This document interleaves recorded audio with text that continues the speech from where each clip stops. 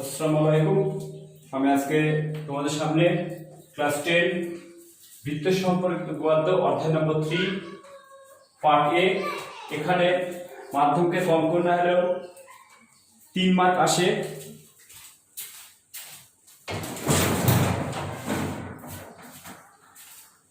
মাধ্যমিকে কম করে না হলেও 3 মার্ক আসে। একটা 2 মার্কের অথবা একটা অবজেক্টিভ দিতে পারে, অথবা একটা উপপাদ্য দিয়ে দিলে 5 মার্কের উপপাদ্য দিতে পারে। কারণ এখানে নাম্বার 3 থেকে 5 এর মধ্যে থাকবে, আশা করা যায় 3 থেকে 5 এর মধ্যে নাম্বারটা লাইজ করবে। এবার প্রশ্ন হচ্ছে এই চ্যাপ্টারে প্রথমে কি আছে আমাদের জানতে হবে। সেটা প্রথম হচ্ছে কি, এই চ্যাপ্টার করতে গেলে প্রথমে আসছে অন্তবৃত্ত পরিবৃত্ত। অন্তবৃত্ত বলতে কোন একটা ত্রিভুজের মধ্যে যদি বৃত্ত অঙ্কন করি, যেহেতু বৃত্ত সম্পর্কিত উপপাদ্য, অর্থাৎ বৃত্তের মধ্যে যদি ত্রিভুজের মধ্যে যদি বৃত্ত অঙ্কন করি, এটা কি একটা ত্রিভুজ তার মধ্যে বৃত্ত অঙ্কন করেছি, এটা হচ্ছে অন্তবৃত্ত। কি বলা হবে? অন্ত। অথবা বর্গক্ষেত্রের মধ্যে যদি বৃত্ত অঙ্কন করি সেটাকেও অন্তবৃত্ত বলা হয়, এটাও অন্তবৃত্ত। এটা কি? অন্তবৃত্ত। গেল অন্তবৃত্ত হলো। এবার আসে পরিবৃত্ত। একটা ত্রিভুজ তার বার দিয়ে আমি একটা বৃত্ত অঙ্কন করবো, এটা হচ্ছে কি? পরিবৃত্ত। পরিবৃত্ত। আবার বর্গক্ষেত্রের বার দিয়ে আমি বৃত্ত অঙ্কন করবো, সেটা হচ্ছে পরিবৃত্ত। পরিবৃত্ত অর্থাৎ অন্তবৃত্ত বলতে কোন ত্রিভুজ বা কোন বর্গক্ষেত্র বা অন্য কোন আয়তক্ষেত্র হোক বা চতুর্ভুজ, তার মধ্যে যদি বৃত্ত অঙ্কন করি এবং তার প্রত্যেকটা বাহুকে টাচ করে যায়, সেই বৃত্তকে বলবো কি? অন্তবৃত্ত।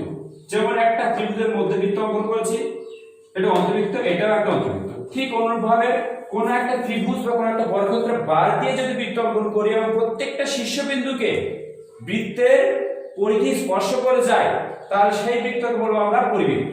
তাহলে এটা আবার কি? একটা পরিবৃত্ত, একটা অন্তবৃত্ত। তাহলে প্রথমে জানলাম পরিবৃত্ত আর অন্তবৃত্ত কি। গেল। তাহলে পরিবৃত্ত বলতে বুঝলাম, অন্তবৃত্ত বলতে বুঝলাম। এই যে পরিবৃত্ত অন্তবৃত্তের পরে যেটা আসছে সেটা হচ্ছে তোমাদের জানা দরকার। এখন হচ্ছে বৃত্তের জ্যা। যদি এগুলো সিম্পল জিনিস ক্লাস 7 8 এ বা 6 এ শিখেছি। এটা একটা বৃত্ত, বৃত্তের এটা একটা জ্যা। বৃত্তের কি? এটা বৃত্তের জ্যা। বৃত্তের জ্যা। আর এটা কেন্দ্র বরাবর যেটা যাবে সেটা হচ্ছে কি? ব্যাস। ব্যাসকে আবার জ্যা বলা হয়, কারণ বৃত্তের বৃহত্তম জ্যাই হচ্ছে বৃত্তের ব্যাস। তো বৃত্তের ব্যাস আর জ্যা চিনলাম, কারণ একই দৈর্ঘ্যের জ্যা বৃত্তের মধ্যে ম্যাক্সিমাম হলে আমি দুটো পেতে পারি, এই পাশে একটা ওই পাশে একটা, তার বেশি আমি কোনোদিনই পাবো না। অথবা এই দিক দিয়ে একটা, এই দিক দিয়ে একটা, অথবা অসংখ্য একই দৈর্ঘ্যের যে আমি অসংখ্য পেতে পারি না, কয়েকটা পেতে পারি, বা 2 বা 2 এর অধিক বা 3 4টে হতে পারে, তার বেশি হতে পারে না। যেমন উদাহরণ বলি, যেমন এই সমান মাপের এইদিকে একটা জ্যা হতে পারে, ঠিক অনুরূপ এই সমান মাপের এইদিকে একটা জ্যা হতে পারে, আর এই সমান মাপের এইদিকে একটা জ্যা হতে পারে, অর্থাৎ 4টে হতে পারে। অর্থাৎ কোন বৃত্তে জ্যা অসংখ্য, মানে একই মাপের অসংখ্য জ্যা হতে পারে না, ম্যাক্সিমাম হলো 4টে হতে পারে। তার বৃত্তের ব্যাস আর জ্যা বললাম, আর এটা হচ্ছে কেন্দ্র। এগুলো হচ্ছে সিম্পল জিনিস, পরীক্ষা আসবে না, জেনে রাখা অবশ্যই দরকার। এবার প্রশ্ন হচ্ছে 1 নম্বর, বৃত্তের বৃহত্তম জ্যাকে কি বলে? ব্যাস বলে। বৃত্তের বৃহত্তম জ্যাকে কি বলে? ব্যাস বলে। 1 নম্বর প্রশ্ন, বৃত্তের বৃহত্তম ব্যাসকে কি হয়? জ্যাকে কি বলবো? ব্যাস বলবো। বৃত্তের মধ্যে সবথেকে যেটা বৃহত্তম জ্যা সেটা হচ্ছে কি? ব্যাস। অর্থাৎ বৃত্তের কেন্দ্র দিয়ে যেটা, এটা কেন্দ্র দিয়ে যে জ্যাটা যাবে সেটা হচ্ছে কি?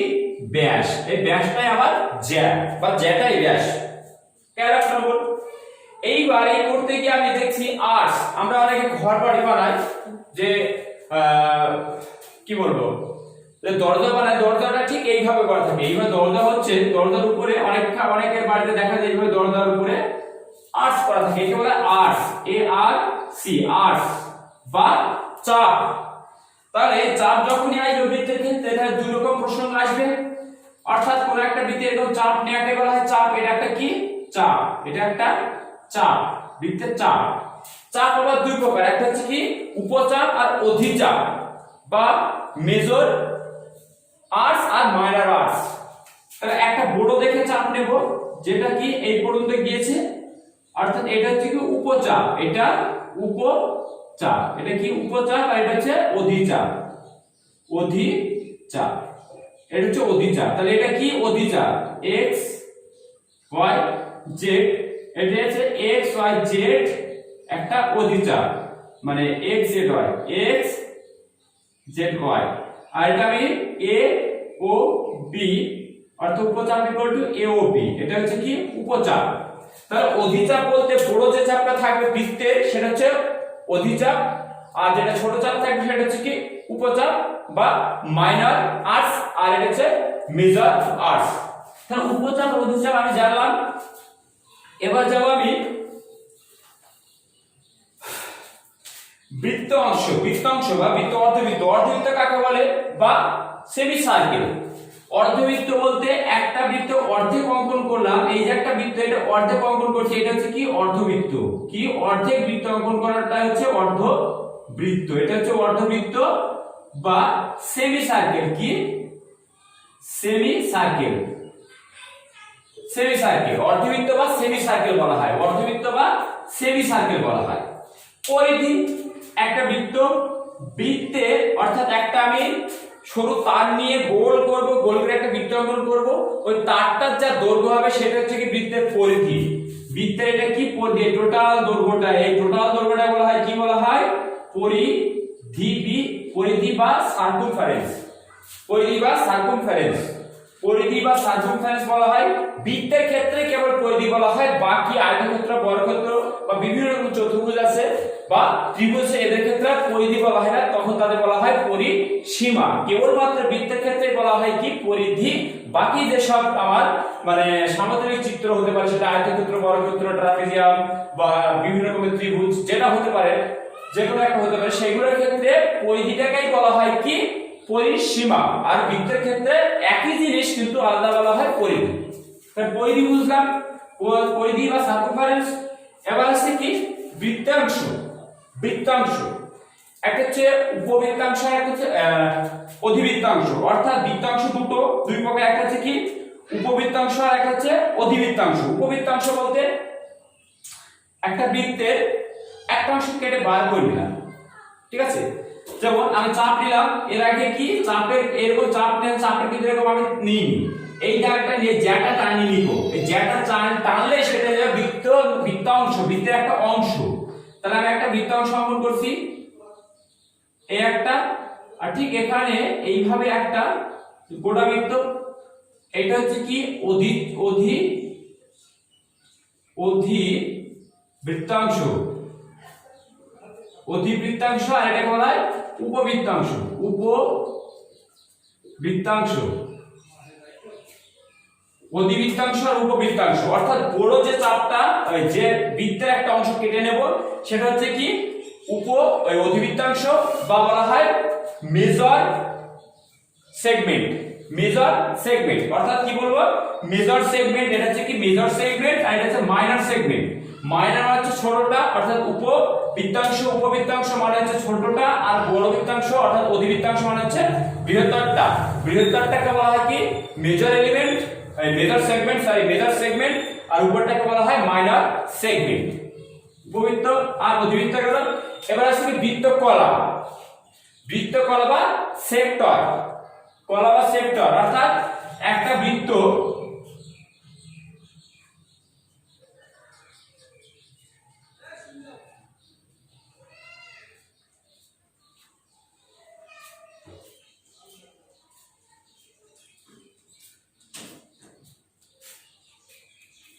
এই যে একটা বৃত্ত, বৃত্ত থেকে এই অংশটা কেটে বার করেছে, এটা হচ্ছে বৃত্তকলা, বৃত্তকলা। এই বৃত্তকলার নাম হচ্ছে কি উপবৃত্তকলা, উপবৃত্তকলা, আর এটাকে বলা হয় অধিবৃত্তকলা, অধিবৃত্তকলা।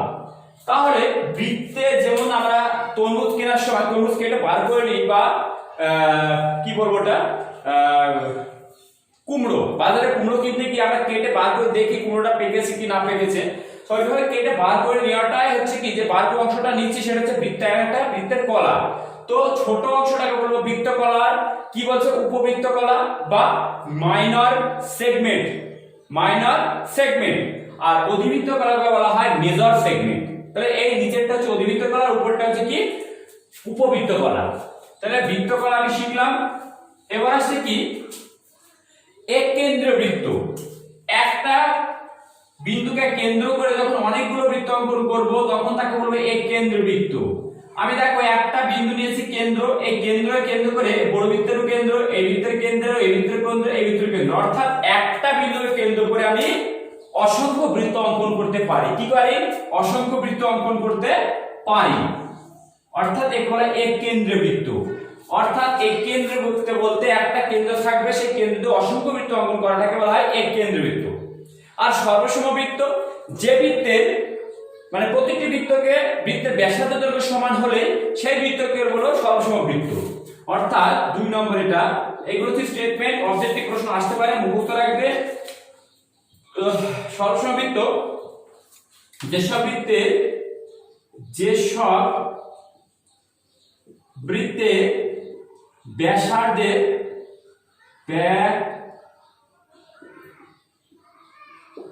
ব্যাসার্ধের দৈর্ঘ্য সমান তাদের সর্বসম বৃত্ত বলে। যেমন আমি জাস্ট উদাহরণ দিয়ে দেখাচ্ছি, এই বৃত্তটা, সব বৃত্তগুলো একই রকম দেখতে হবে, এই বৃত্তগুলো সব একই রকম দেখতে। অর্থাৎ এই ব্যাসার্ধ 2 একক হলো 2 সেমি, এটার ব্যাসার্ধ 2 সেমি, এটারও ব্যাসার্ধ 2 সেমি।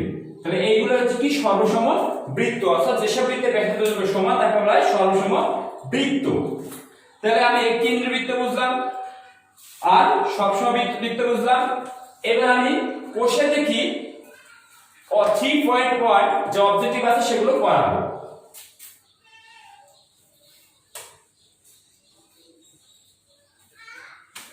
কোষে দেখি,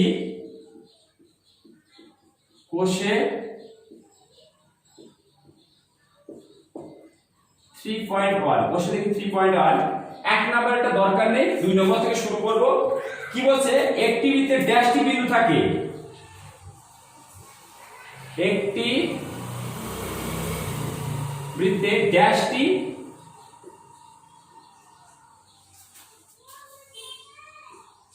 বিন্দু থাকে। একটি বৃত্তে কতগুলি বিন্দু থাকে? একটা বৃত্ত হচ্ছে অসংখ্য বিন্দুর সমষ্টি। কত? অসংখ্য। এগুলো হচ্ছে অবজেক্টিভ প্রশ্ন, পরীক্ষা আসার সময় ভেরি ভেরি ইম্পর্টেন্ট। এক গেল। 2 একটা বলছে বৃত্তের বৃহত্তম যে ড্যাশ, বৃত্তে ওটা এর আগে লিখেছি, বৃত্তের বৃহত্তম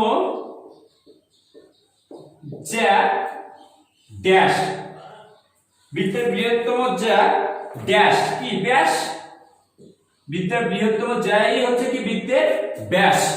3 নম্বর বলছে যে বৃত্তাকার ক্ষেত্র দুটিকে, যে বৃত্তাকার ক্ষেত্র দুটিকে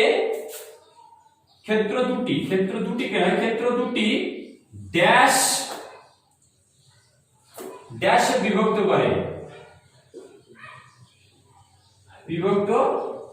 করে, তাহলে হচ্ছে যে বৃত্তাকার ক্ষেত্রকে, অর্থাৎ একটা বৃত্ত আছে, এটা বৃত্ত যে দুটো অংশ বিভক্ত করছে, তাহলে কি এগুলো? এই অংশটা কি বৃত্তকলা বা বৃত্তাংশ, বৃত্তকলা নয় সরি বৃত্তাংশ বিভক্ত করে, বৃত্তাংশে কি করে? বৃত্তাংশে বিভক্ত করে, বৃত্তাংশে কি করে? বিভক্ত করে। গেল 4 নম্বর প্রশ্ন।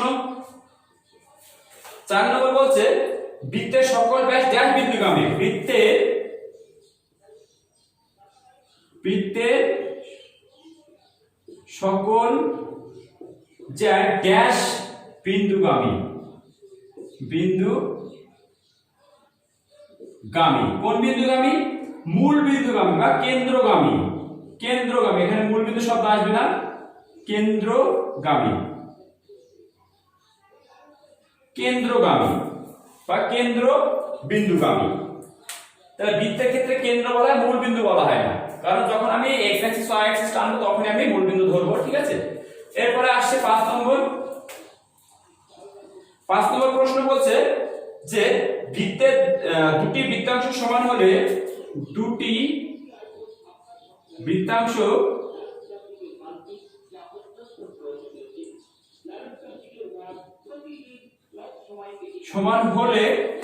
সমান হলে তাদের বৃত্তচাপের দৈর্ঘ্য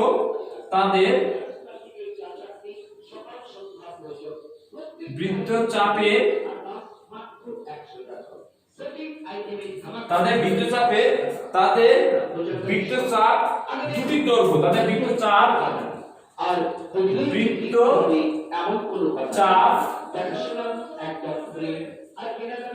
দুটির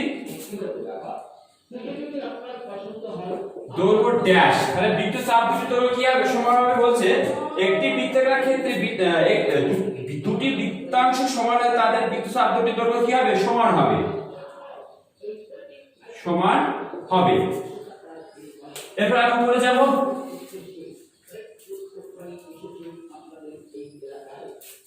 6 দাগের প্রশ্ন, 2 এর 6 চলছে। 2 এর 6 দাগ কি বলছে? একটি বৃত্তাকার ক্ষেত্রে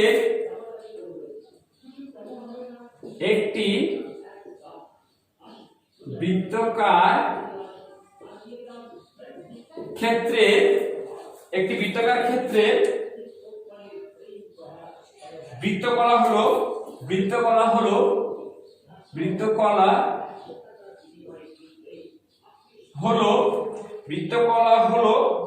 বৃত্তচাপ এবং দুটি হলো বৃত্তচাপ ও দুটি ড্যাশ এর দ্বারা সীমাবদ্ধ অঞ্চল, এর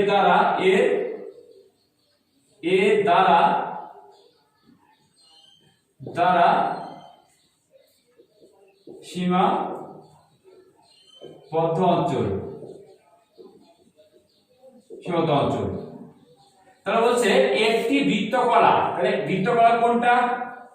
এটা একটা বৃত্তকলা, তাহলে একটা বৃত্তকলা একটা বৃত্তচাপ আর দুটি কি, দুটো কি বৃত্তের ব্যাসার্ধ, অর্থাৎ দুটি ব্যাসার্ধ এর দ্বারা সীমাবদ্ধ অঞ্চল গেল এটা। এর পাশে 7 দাগ বলছে বৃত্তের বাইরের কোন বিন্দু বৃত্তের বাইরের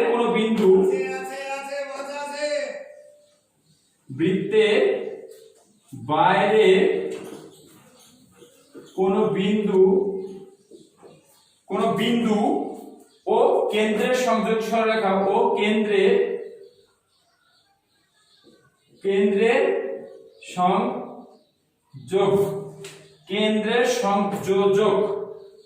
সংযোজক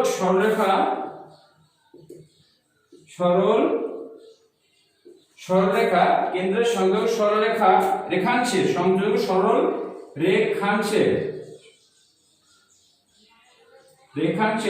সরলরেখাংশের দৈর্ঘ্য ব্যাসার্ধ দৈর্ঘ্য অপেক্ষা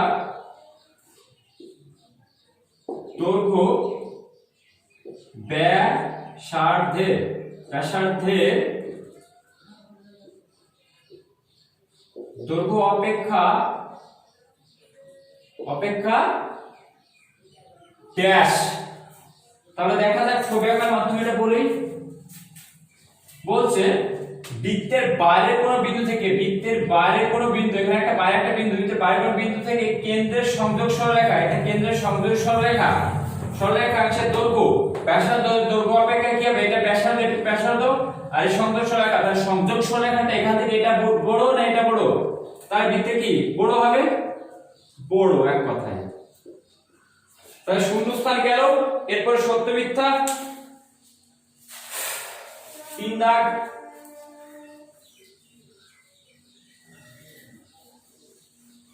তোমরা ভালো করে দেখবে, এখান থেকে একটা অবজেক্টিভ মাস্ট বি আসবে। 3 দাগের প্রশ্ন না 4 দাগ, 3 দাগ দরকার নেই, পরীক্ষা জীবনে দেবে না। সত্য মিথ্যা। বৃত্তে একটি সমতলিক চিত্র। 1 নম্বর বলছে বৃত্তে একটি সমতলিক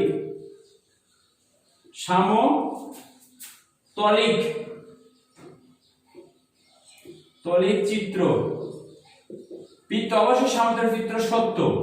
বৃত্ত অবশ্যই একটা সমতল, একটা তলের উপর অবস্থান করে, তাই এটা সমতলিক চিত্র। 2 নম্বর বৃত্তাংশ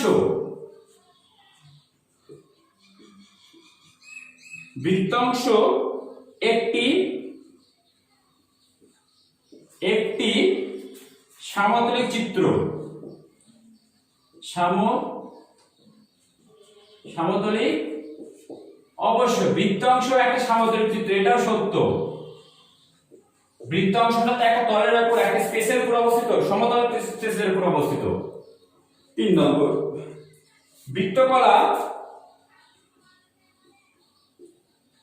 বৃত্তকলা একটি সমতলিক চিত্র। একটি সমতলিক চিত্র। তাহলে বৃত্তকলাটা হচ্ছে সেই বৃত্তের মধ্যে অবস্থিত। তাহলে বৃত্ত যদি সমতলের উপর অবস্থান করে বা সমতলিক চিত্রের মধ্যে অবস্থান করে, তাহলে বৃত্তকলা অবস্থান করবে, এটাও সত্য।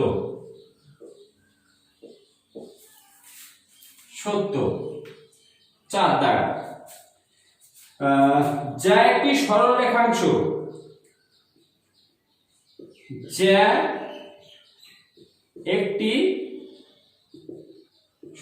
রেখাংশ। অবশ্যই সত্য, এটা সত্য। একটা বৃত্তের এটা যা অবশ্যই একটা সরলরেখাংশ। বৃত্তের একটা একটা সরলরেখার একটা অংশ, তাই সরলরেখাংশ। 5 নম্বর চাপ একটি সরলরেখা। চাপ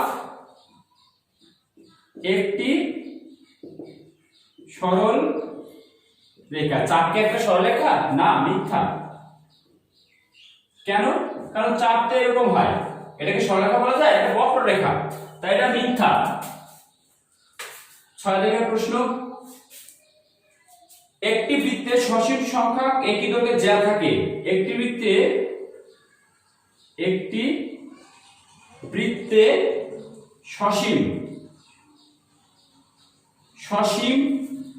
সংখ্যক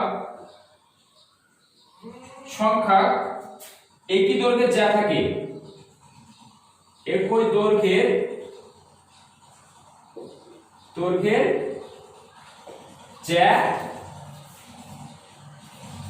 জ্যা থাকে। সত্য না মিথ্যা? তাহলে একটা বৃত্তে সসীম সংখ্যক জ্যা থাকে, এটা সত্য না মিথ্যা? অবশ্যই সত্য হওয়া উচিত।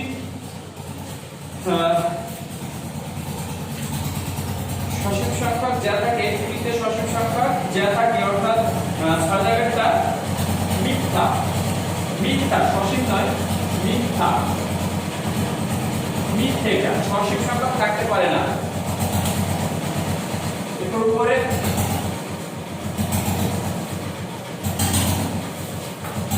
কয়েকটা বলছে 7 জায়গাটা 7 দাগ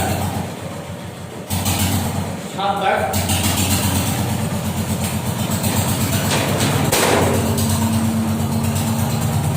7 জায়গাটা কি বলছে দেখো, একটি নির্দিষ্ট বিন্দুকে কেন্দ্র করে একটি বৃত্ত অঙ্কন করা সম্ভব। একটি নির্দিষ্ট বিন্দুকে কেন্দ্র করে একটি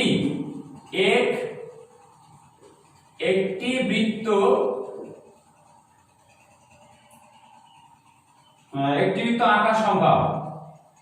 আঁকা সম্ভব। মিথ্যা। কারণ আমি বলি, একটা বৃত্ত নিলাম, এই একটা বৃত্ত অঙ্কন করলাম, এই বিন্দু যেটা পি, এখান দিয়ে এদিকে একটা বৃত্ত অঙ্কন করলাম, এদিকে একটা অঙ্কন করলাম, এদিকে একটা অঙ্কন করলাম, আবার বড় করে একটা অঙ্কন করলাম, এদিকে একটা বড়, অর্থাৎ অসংখ্য বৃত্ত অঙ্কন করবে। একটা ফিক্সড বিন্দু দিয়ে অনেকগুলো বৃত্ত যাবে, অর্থাৎ অসংখ্য। মিথ্যা। এরপরে 8 দাগ দুটি সরলসম বৃত্তের ব্যাসার্ধ সমান, দুটি সর্বসম বৃত্তের ব্যাসার্ধের দৈর্ঘ্য সমান, ব্যাসার্ধের দৈর্ঘ্য সমান। অবশ্যই সরলসম বৃত্তে কি বলেছিলাম, সরলসম বৃত্তের সংখ্যায় বলেছিলাম যেসব বৃত্তের ব্যাসার্ধের দৈর্ঘ্য সমান সেসব বৃত্তগুলিকেই বলা হবে কি সরলসম বৃত্ত, অর্থাৎ সত্য। এটা কি হবে, সত্য গেল। অর্থাৎ কোষে দেখো 3.1 শেষ করলাম। এরপর আমি যাব পরে গুলো বোঝাবো, বুঝিয়ে তারপর আবার প্রশ্ন করব। তো দেখতে থাকো। আমি শাটারটা তুলে দেবো, কারণ এখানে আমার এখানটায় রাস্তার ধারে বরবাস জন্য মানে শব্দ হয়, মাঝে মধ্যে শাটারটা তুলতে হয়, নামাতে হয়, মাঝে মধ্যে আমাকে অঙ্ক করতে করতে চলে যেতে হয়, কারণ শব্দ হলে আমি শাটারটা নামাতে যাই, আবার শাটারটা তুলতে যাই, কারণ সমস্যা হয় না।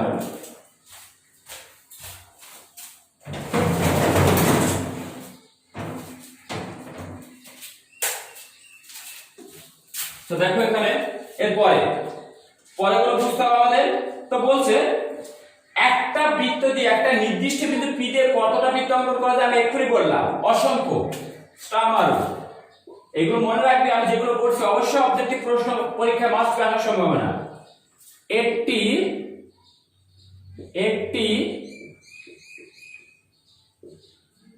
নির্দিষ্ট বিন্দু দিয়ে অসংখ্য বৃত্ত অঙ্কন করা যায়, অসংখ্য বৃত্ত আঁকা যায় বা অঙ্কন করা যায়, এটা উইদাউট সিলেবাস না, এটা আছে। একটি নির্দিষ্ট বিন্দু দিয়ে আমি কটা বৃত্ত অঙ্কন করতে পারবো, অসংখ্য। আমি এক্ষুনি দেখালাম, যেমন একটা নির্দিষ্ট ফিক্স বিন্দু, এটা পি নিলাম, এই বৃত্ত দিয়ে এই একটা বৃত্ত অঙ্কন করলাম, পি বিন্দু, এদিকে একটা করলাম, এদিকে একটা করলাম, এদিকে একটা করলাম, আবার একটা বড় করলাম, এদিকে একটা বড় করলাম, এদিকে একটা বড় করলাম, এদিকে একটা করলাম, অর্থাৎ আমরা একটা বিন্দু দিয়ে একটা নির্দিষ্ট ফিক্স বিন্দু দিয়ে কটা বৃত্ত অঙ্কন করতে পারবো, অসংখ্য বৃত্ত অঙ্কন করতে পারবো। গেল এক নম্বর। এরপরে বলছে তিনটি অসমরেখ বিন্দু দিয়ে একটি মাত্র বৃত্ত অঙ্কন করা সম্ভব। অসমরেখ মানে যেসব বিন্দুগুলি একই সরলরেখার উপর অবস্থান করে না তাকে বলা হয় কি, অসমরেখ বিন্দু। আর যেসব বিন্দুগুলি একই সরলরেখার উপর অবস্থান করে তাদের বলা হয় সমরেখ বিন্দু। যেমন এই একটা সরলরেখা, একটা তিনটে বিন্দু এ বি সি, তিনটে বিন্দু একই সরলরেখার উপর অবস্থান করবে, তাই একে বলবো কি, সমরেখ। আর এই তিনটে বিন্দু তিন দিকে গিয়েছে, একই সরলরেখার উপর অবস্থান করছে না, তাই এটা কি, অসমরেখ বিন্দু। তো বলছে অসমরেখ বিন্দু দিয়ে কেবলমাত্র একটা বৃত্ত অঙ্কন করা যাবে। যেমন এই তিনটি বিন্দু দিয়ে এরকম একটা বৃত্ত অঙ্কন করতে পারবো, তার বেশি বৃত্ত অঙ্কন করতে পারবো। এই তিনটি বিন্দু দিয়ে যাবে, ম্যাক্সিমাম হলে একটা বৃত্ত অঙ্কন করতে পারবো, তার বেশি অঙ্কন করতে আমি পারবো না। তো এখানে স্টার্ট দিয়ে লেখো তিনটি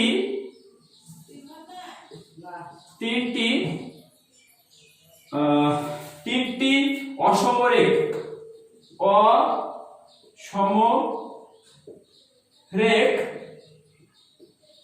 বিন্দু দিয়ে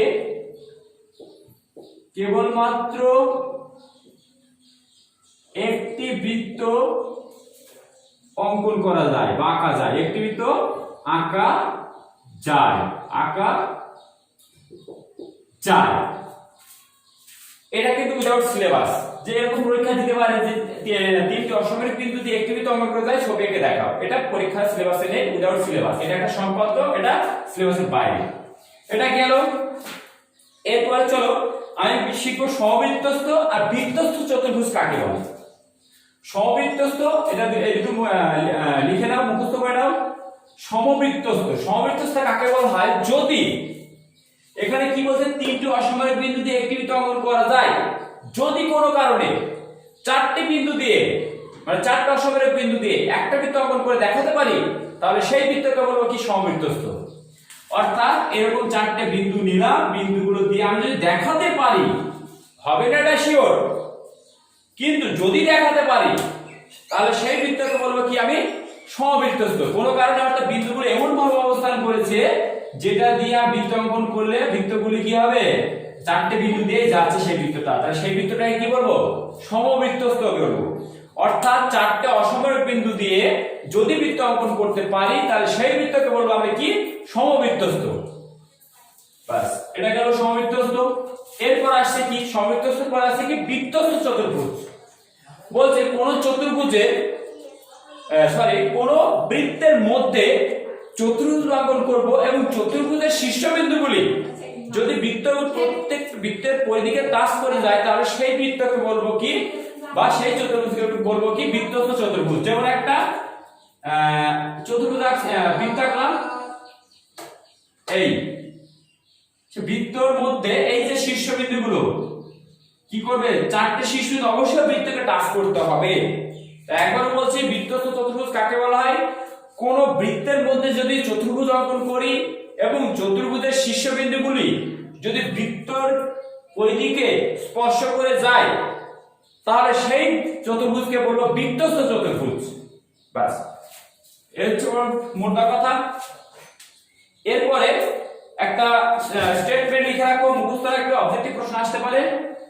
স্টেটমেন্ট বলছে সমদ্বিবাহু ট্রাপিজিয়ামের শীর্ষবিন্দুগুলি সমবৃত্তস্থ। সমদ্বিবাহু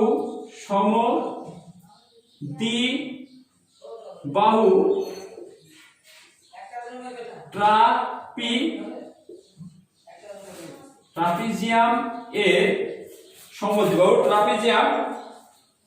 ট্রাপিজিয়ামের শীর্ষবিন্দুগুলি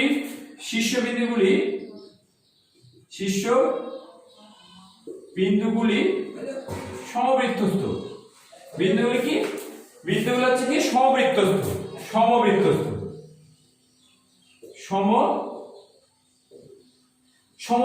তাহলে কি দেখো, আমরা বলছিলাম সমবৃত্তস্থ কাকে বলা হয়, যে চারটে অসম্পূর্ণ বিন্দু দিয়ে যদি বৃত্ত অঙ্কন করতে পারে তাকে বলা সমবৃত্তস্থ।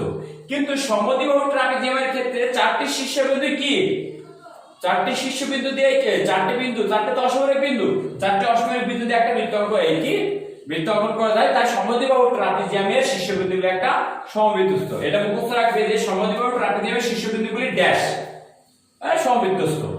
অবজেক্টিভ প্রশ্ন দিতে পারে, এটা মুখস্থ রাখবে। এরপরে যেটা ভেরি ভেরি ইম্পর্টেন্ট বোঝার জিনিস, লম্ব কাকে বলা হয়।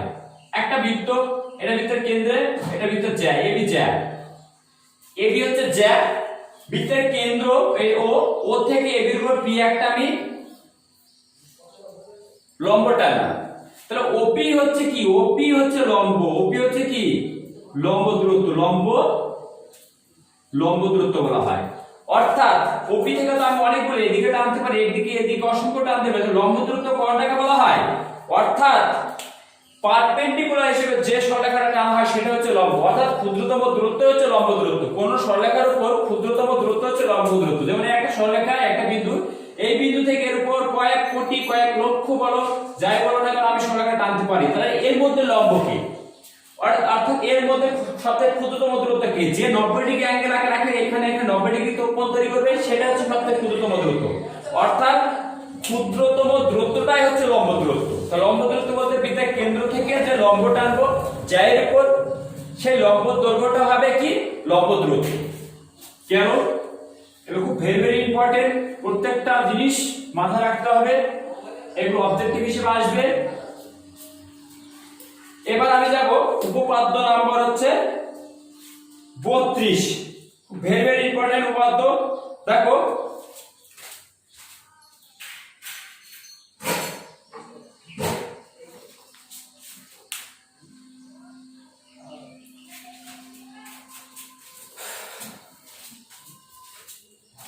আমি আপাতত এখানে শেষ করছি, এখানে শেষ করার পরে আমি পরবর্তী পাঠে উপাদানগুলো করব। আর প্রত্যেকে প্রথম থেকে শেষ পর্যন্ত ভিডিওগুলো দেখবে এবং প্রত্যেককে ধন্যবাদ। এবং যারা আমার ভিডিওগুলো ভিউয়ার্স করছো বা ভিউ করছো তারা অবশ্যই কমেন্টে জানাও, যদি খারাপ লাগে অবশ্যই খারাপটাও আমাকে কমেন্টে জানাও যেন আরো আমি ডেভেলপমেন্ট করতে পারি। এবং যারা আমার প্রথম ভিউয়ার্স হচ্ছে তারা অবশ্যই সাবস্ক্রাইব করবে এবং লাইক কমেন্ট অবশ্যই শেয়ার এগুলো করতে থাকো। এবং কোনো সমস্যা হলে আমার কমেন্ট বক্সে জানাও, জবাব নাম্বার প্রশ্নটা শেয়ার করে দিলে ভালো হতো, তাহলে আমি অবশ্যই জানাবো। আর কোনো প্রশ্নের উত্তর ভুল থাকলে সেটাও আমি অবশ্যই কমেন্ট বক্সে জানিয়ে দিই, সেটা তোমরা লক্ষ্য রাখবে। বাস এই বলে শেষ করছি, ধন্যবাদ।